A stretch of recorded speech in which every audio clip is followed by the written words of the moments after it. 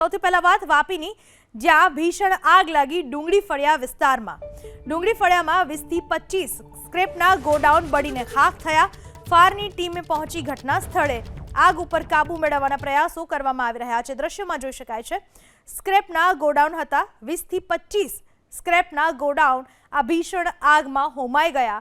વાપીના ડુંગળી ફળિયા વિસ્તારની આ ઘટના છે. સ્ક્રેપના ગોડાઉન બળીને ખાખ થયા છે. ફાયર ફાઈટરની ટીમ ઘટના સ્થળ પર પહોંચી હતી. આગ પર કાબુ મેળવવાનો પ્રયાસ હાથ ધરાયો.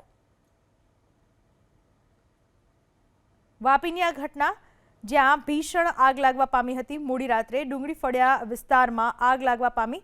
20 થી 25 સ્ક્રેપના ગોડાઉનમાં આગ લાગી. દૂર દૂર સુધી આગની જ્વાળાઓ જોવા મળી. ધુમાડાના ગોટે ગોટા જોવા મળ્યા.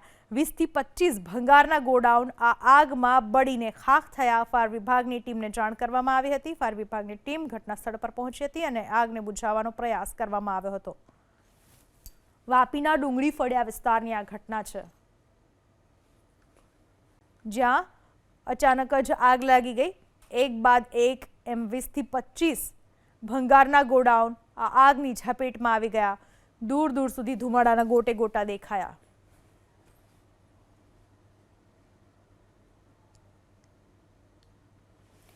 વાપીની આ ઘટના છે, જ્યાં ડુંગળી ફળિયા વિસ્તારમાં ભંગારના ગોડાઉનમાં આગ લાગી. એક બાદ એક 20 થી 25 ભંગારના ગોડાઉન આ આગની ઝપેટમાં આવી ગયા હતા. દ્રશ્યોમાં જોઈ શકાય છે આગનું વિકરાળ સ્વરૂપ જોવા મળી રહ્યું છે. 20 થી 25 ભંગારના ગોડાઉન આગની ઝપેટમાં આવ્યા. આસપાસના લોકોમાં પણ નાસભાગ મચી ચૂકી હતી. આ વિશે વધુ માહિતી આપવા આપણી સાથે જોડાઈ ચૂક્યા છે મારા સંવાદદાતા બ્રિજેશ. બ્રિજેશ, ઘટના ક્યારે બની અને હાલની સ્થિતિ શું છે? શું વધુ વિગત?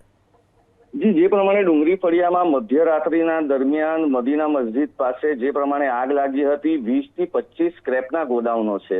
આમાં કેટલાક લીગલ, કેટલાક ઇલીગલ એ અત્યારે જાણી શકાયું નથી, પરંતુ એવા સ્ક્રેપના ગોડાઉનો છે જેની અંદર જે કેમિકલના ડ્રમ્સ વગેરે હોય છે તેને લાવવામાં આવતા હોય છે.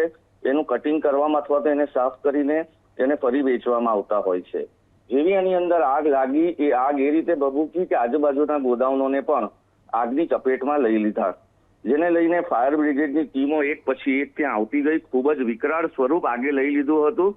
આજુબાજુના લોકો જે રહેણાંક વિસ્તારના હતા તેઓને દૂર કરવામાં આવ્યા. વહેલી સવારે પણ ધુવાળો નીકળી રહ્યો છે, કારણ કે આ પ્લાસ્ટિક મટીરિયલ છે, કેમિકલ્સ પણ છે, એટલે ધીરે ધીરે ફરી એમાં આગ લાગવાની શક્યતાઓ છે, જેને લઈને ફાયર બ્રિગેડ પોતાનું કાર્ય કરી રહી છે. જી, આભાર આપનો તમામ માહિતી બદલ. તો વાપીના ડુંગળી ફળિયા વિસ્તારમાં આગ લાગી. મોડી રાત્રે આ આગ લાગી હતી. ફાયર વિભાગની ગાડીઓ ઘટના સ્થળ પર પહોંચી અને આગને બુઝાવવાની કોશિશ કરવામાં આવી.